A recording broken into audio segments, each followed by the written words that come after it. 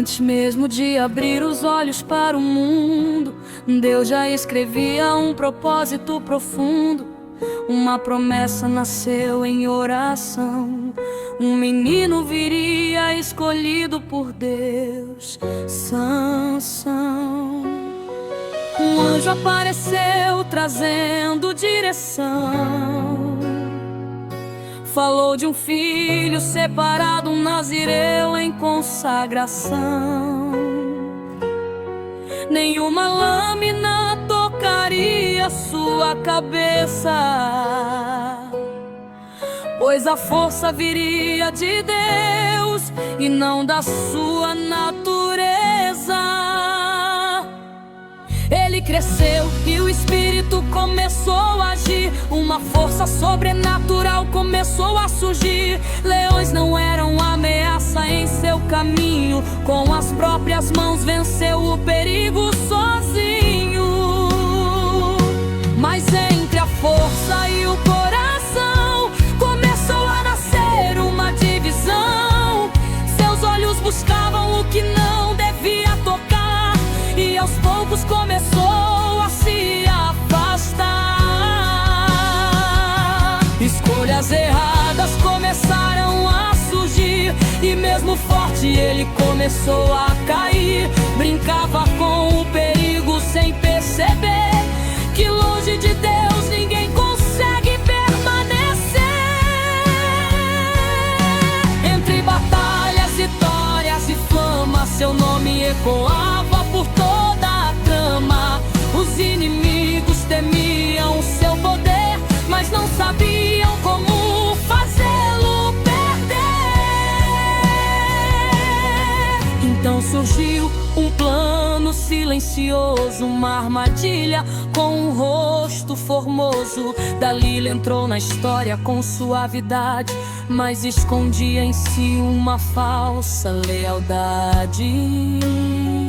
Seu olhar envolvia suas palavras também, e Sansão se rendeu ao carinho de alguém. Mas havia um segredo guardado em seu ser, a fonte da força que o fazia vencer. Ela perguntava, insistia sem parar, de onde vinha a força que o fazia lutar.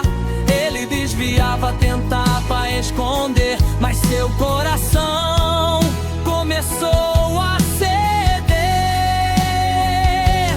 Dia após dia ela pressionava, e o peso da insistência aumentava, até que, cansado de tanto resistir, ele decidiu o segredo abrir. Se um dia cortarem o meu cabelo, eu perderei tudo, força e zelo. Serei como qualquer outro homem comum, sem poder, sem vitória, sem dom algum. Naquela noite o silêncio falou, enquanto Sansão desprevenido descansou. Dalila chamou quem vinha trair, e sem perceber começou a cair. Seus cabelos foram cortados no chão, e sua força se foi sem reação. Quando acordou, tentou lutar, mas já não havia poder pra se levantar. Foi preso, humilhado, sem direção. Aquele que antes era libertação, agora acorrentado, cego e sozinho, colhia as dores do próprio caminho.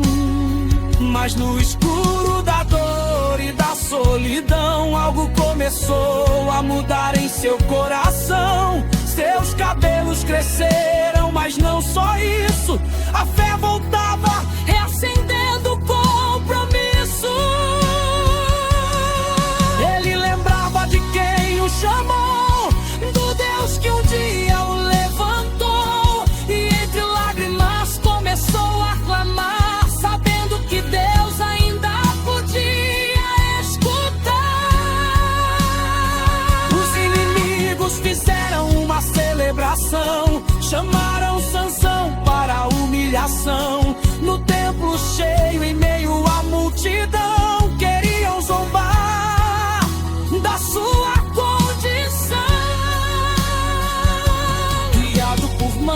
sem poder enxergar, pediu para nas colunas se apoiar.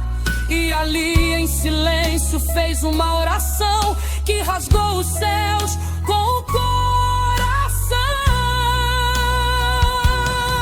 Senhor, lembra-te de mim neste dia, me dá força outra vez, eu ainda confio.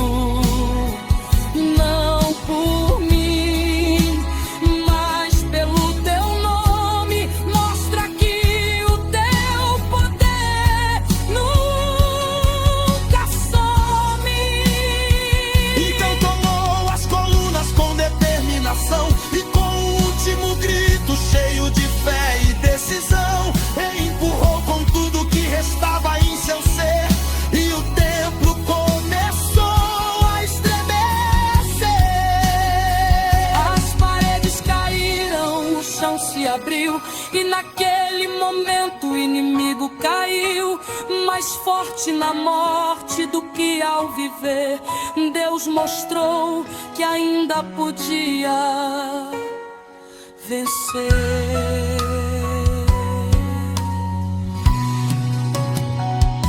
A história não fala só de um homem forte, mas de alguém que encontrou Deus na própria morte, que mesmo após a queda e o erro profundo ainda pode ser usado